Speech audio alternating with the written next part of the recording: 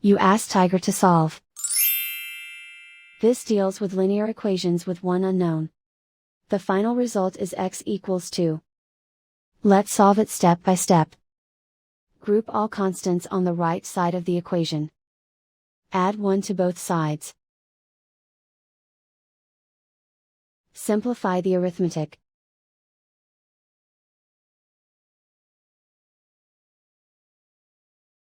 Isolate the x. Divide both sides by 3. Simplify the fraction. Find the greatest common factor of the numerator and denominator. Factor out and cancel the greatest common factor. And so the final result is x equals 2.